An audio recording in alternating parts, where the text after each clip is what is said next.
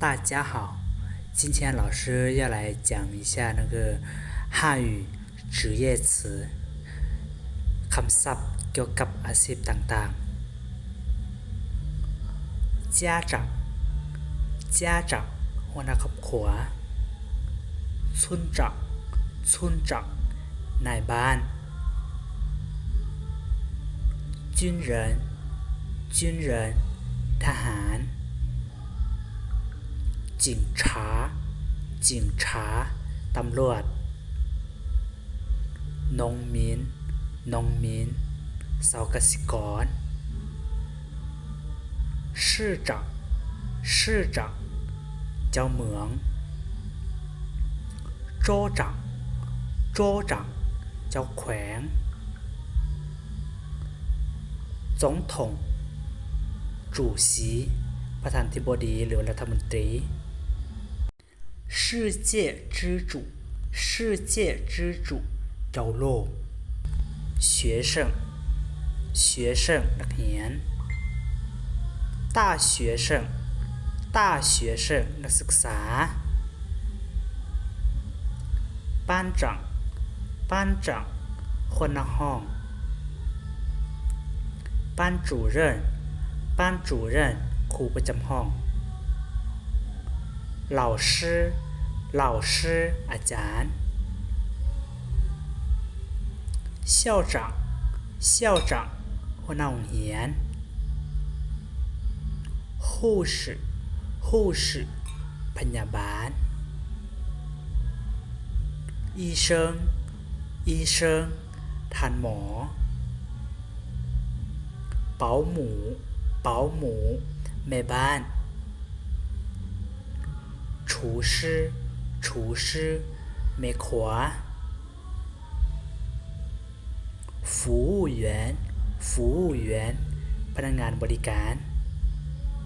前台接待เคาน์เตอร์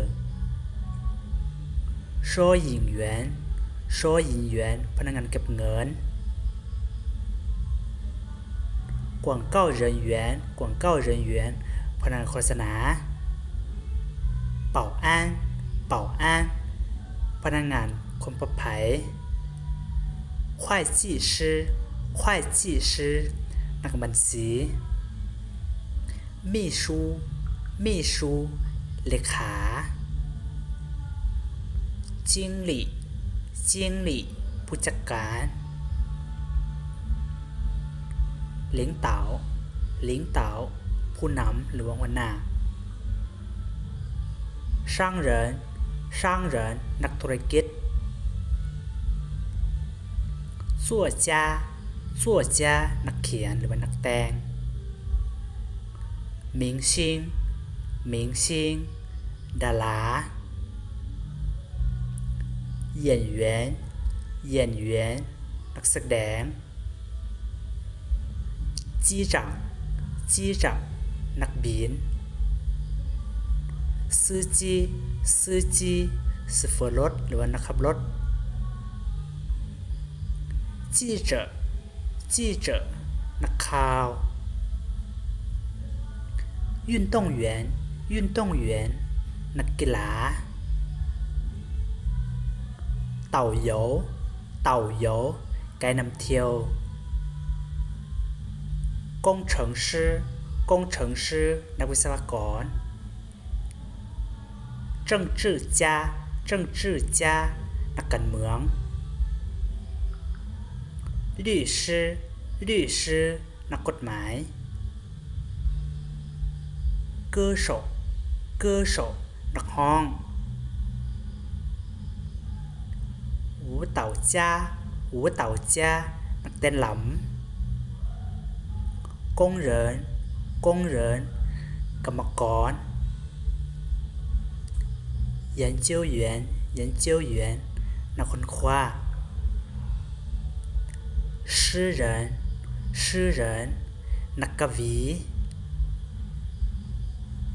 宇航员นักอวกาศ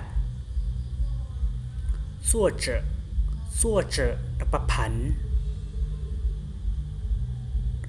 银行职员